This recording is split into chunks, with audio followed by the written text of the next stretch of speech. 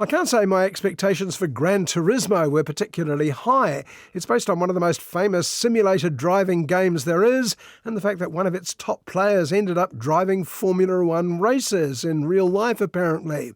I have to confess, my interest in either Formula One or video games is essentially minimal. Who do you think the best driver is? Probably Rory. I would dust him in a lap. Jan, all you do is play video games with some crazy dreams of racing cars. Dad, you're the one that told us always do something we love. I know that many of the actual fans of PlayStation games and Nissan cars, you have to get used to an awful lot of product placement in this film, have been mostly pretty snooty about the film Gran Turismo. If you know the real story of Jan Mardenborough, you'll realise a lot of the film has massaged the facts to make it more conventionally dramatic. You know what racing cars cost? Look around. It's not our world, son. But since I had no interest in the real story anyway, I supported anything Gran Turismo could do to make it more appealing to non-gamers and Formula One ignoramuses.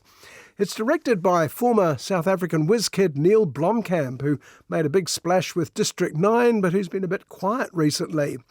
Playing Jan is young star on the rise Archie Madekwe, here defending video games against his sceptical dad, Jimon Hunsu.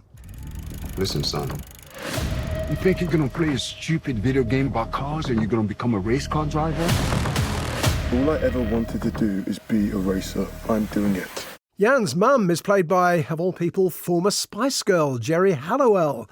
No wonder he seems occasionally confused. After years of beating all comers from his bedroom, he gets his big break when hotshot PR guy Danny, played by another long-time no-see Orlando Bloom, announces a contest for gamers. The winner gets to drive for real. What is this? It's a contest. The best Gran Turismo players in the world get a chance to compete in professional racing. Dude, this is real. Actually, despite snide comments from Gran Turismo critics, neither Geri Halliwell nor Orlando Bloom are that bad. Jan's mum is based on an actual person, of course, while Danny has been partly fictionalised to give us someone to boo occasionally. This is real. I'm sorry. You really think you're going to take a kid who plays video games in their bedroom, you're going to strap him to a 200-mile-an-hour rocket? It'll tear him to pieces. The other main character, David Harbour as burnt-out ex-Formula One trainer Jack, is entirely fictitious. The fans hated him. I thought he was fine. In fact, I'd be sorry if such a generic character wasn't in Gran Turismo. You can hate me now. It's not going to work. The guys who race are elite athletes. But I won't stop now. Your kids are scrawny little gamer kids. Well, that's where you come in. Come on, let's go.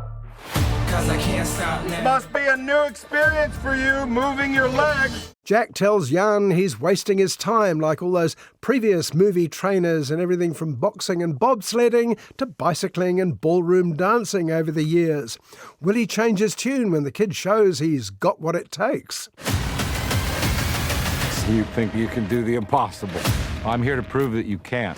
You get tired, you get sloppy, you get hurt, and you lose races. You puked on my lawn. Young Jan manages to beat all the other gamers and then finds himself up against real drivers and hostile crews. If you've been waiting for someone to say you're in the big leagues now, you can have that drink. The pluses of Gran Turismo certainly don't include meticulous accuracy. Jan Mardenborough really did graduate from video gaming to the racetrack, just not quite like this. We have a newcomer this year. His presence is shaking the foundation of the sport. Since the major leagues. The other drivers, your pit crew are going to hate you. Much easier with a joystick, isn't it? On the other hand, the coverage of the races, often real cars shot from all angles by multiple drone cameras, is undeniably spectacular. Thrills, spills and video game-inspired graphics instantly showing where everyone is in the race are all present and correct. But I won't stop now. If you miss a line in the game, you reset. You miss it on the track, you could die. Youngster Archie Madekwe and old pro David Harbour give likeable performances and help make a predictably predictable story a pleasant enough experience. And I like the imaginative visuals, deconstructing a real-life racing car into the virtual one Jan is used to driving. I suppose if you care about the real story, you may feel shortchanged by Gran Turismo. If you don't, and just want something to keep you awake, you could do a lot worse. If I lose more than just a race. So I'm not gonna quit. You've got to prove to everyone that you belong.